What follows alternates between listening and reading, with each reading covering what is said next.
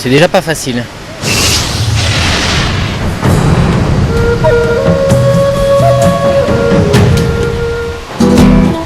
Marcos Patronelli, the name here in Argentina.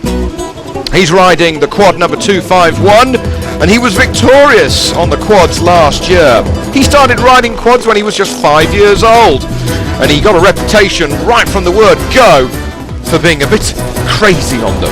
He did his first ever quad race when he was just 5 years old and he finished second when he was doing it as well. Everything changed for me, he said, after my victory last year. People recognise me in the street.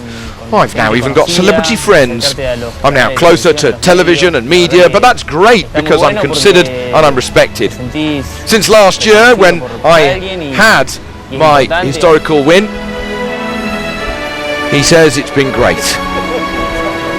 Always the centre of attention, and the local TV reporter saying last year when he had that great victory he was a popular idol for fans who are not normally following motorsport. It's for the people now, people who don't normally follow the Dakar. The Dakar and Marcos now very popular in Argentina, different from anything else.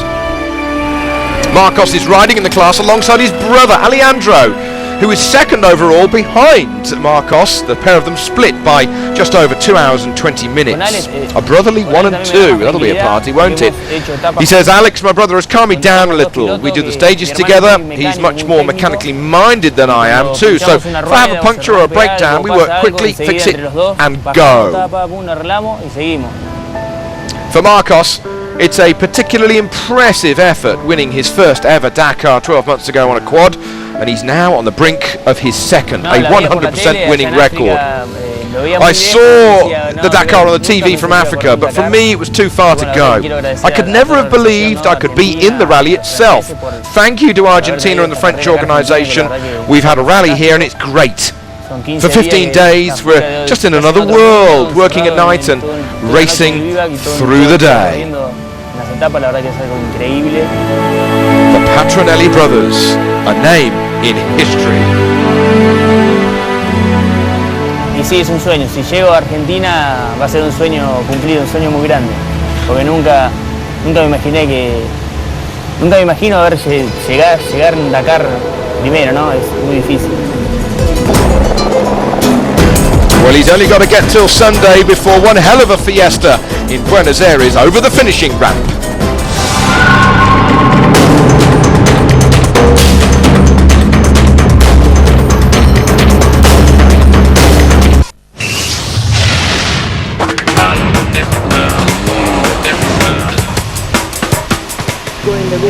Stage 12 and the start line. Nervous times for Nasser Al-Attiyah, who started the stage just 4 minutes and 28 seconds behind Carlos Sainz in the overall standings. Now first off the stage was Gerlan Shishirit, victorious 24 hours earlier, but soon into the stage, massive problems for Shishirit. A broken wishbone, steering arm, and all hands needed to try and get the thing mended.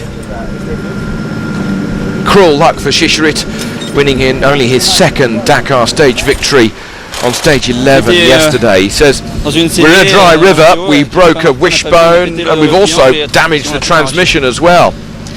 Can you fix it? We try, because Tina is a mechanic. Well, I'm afraid we won't get anywhere with her skills, he says. It's a bit cheeky, isn't it, Gerlan? I'm not quite so sure what Tina's got to say about that. So problems for Shishirit, and that means that he has lost his 5th position in the overall standings. Right then, the battle between the leading two. First of the major big hitters to leave the line was Janil de Villiers. De Villiers leaving the line from 3rd off the start line. He's really a parts carrier for Volkswagen. So what he did was immediately get into a space and stop and wait for one of his teammates to come up behind him. This is Nasser Al-Attiyah passing him. So I remind you that de Villiers really just a quick service vehicle for Al-Attiyah, Miller and Sainz. Volkswagen currently in a 1, 2 and 3. They've got a PR coup on their hands in the world's toughest motorsport events. Alatia lost time early on though. He lost 2 minutes and 42 seconds, 3 minutes 31, 4 minutes 19 to Carlos Sainz. He was losing time and he had a lot of work to do as the stage went on. For Carlos, he started 9th on the road today. 4 minutes and 28 seconds back were his arch rival. But he saw Gordon, Mislan and Shishirit in the bivouac last night. He went up to them and warned them that he would be coming through and passing them on the stage. Therefore, they got out of the way quickly and they made the passage for Carlos Sainz just that little bit easier. Come the end of the stage, it seemed to work because Sainz was victorious on the stage by a mere 52 seconds ahead of Nasser Al-Attiyah. That now means that a 4.5 minute lead for Carlos Sainz is now a 5 minute and 20 second lead for Carlos Sainz. The miles are being ticked off between those two Volkswagens, but there is still a long way to go competitively in this rally. Well over 550 racing kilometres still remain in this Dakar rally. Mark Miller, he kept his cool, third this afternoon, and he continues in that third position overall. He's 28 minutes back.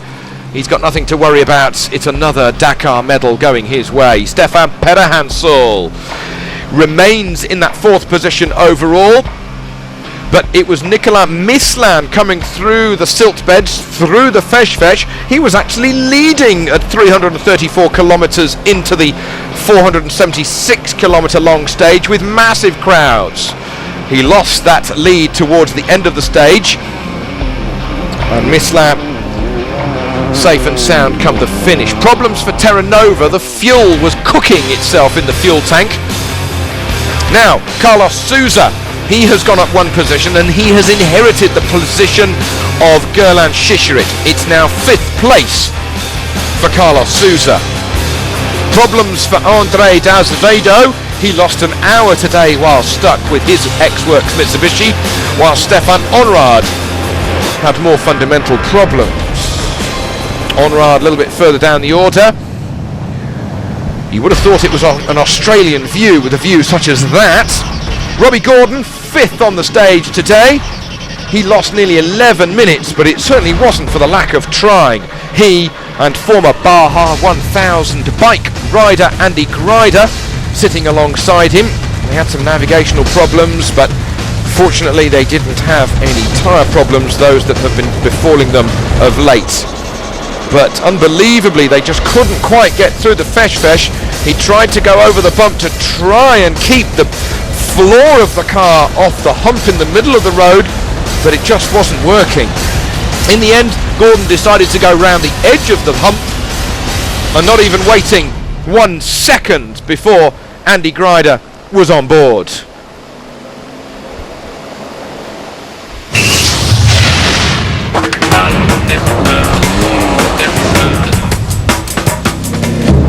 What a stage victory for Carlos Sainz. Has that stage victory clinched the Dakar victory for the Spaniard? He took 52 seconds today out of Nasser Al-Attiyah. Souza has gone up to 5th in the overall standings, but at the top of it, it's now just another minute or so an advantage for Carlos Sainz.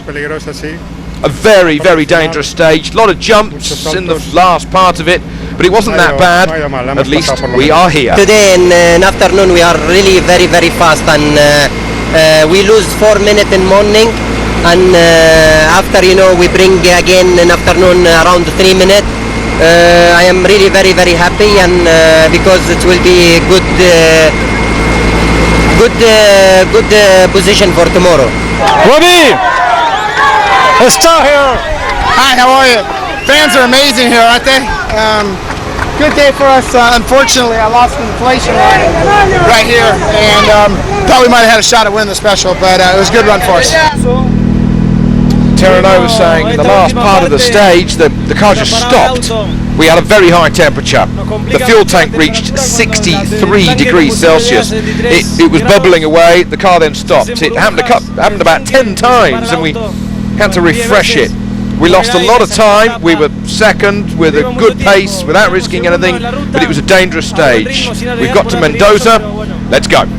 Estamos en Mendoza y ahora vamos a vuelta.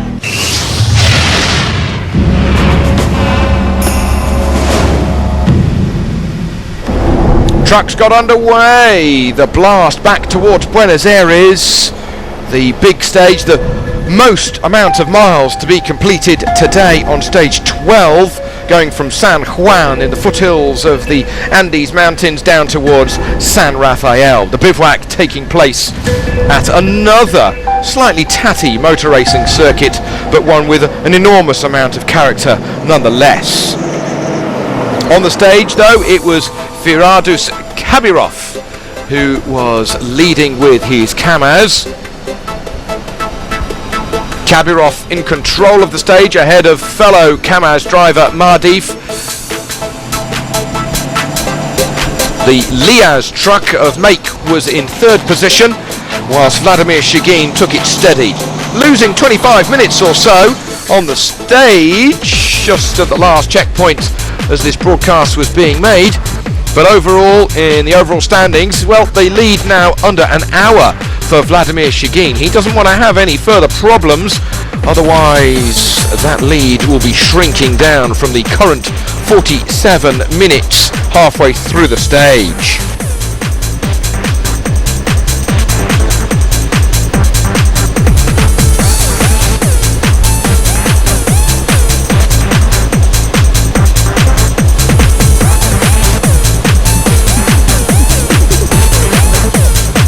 Marcel van Vliet making his way en route to third position on the thrash down to San Rafael. Whilst a little bit further back, David Oliveras, the Spanish-run Mercedes, inside 10th position on the stage.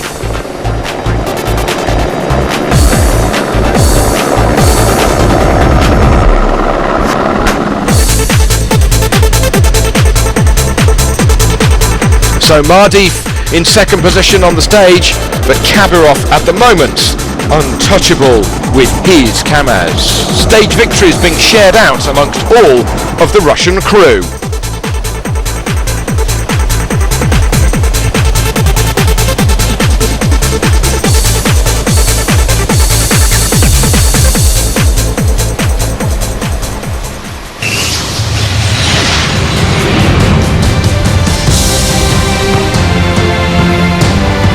Next up, it's the penultimate competitive stage. 368 kilometers between San Rafael and Santa Rosa de la Pampa.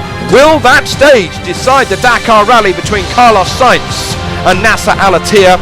Just 5 minutes and 20 seconds between them. It's going to be a photo finish at the line.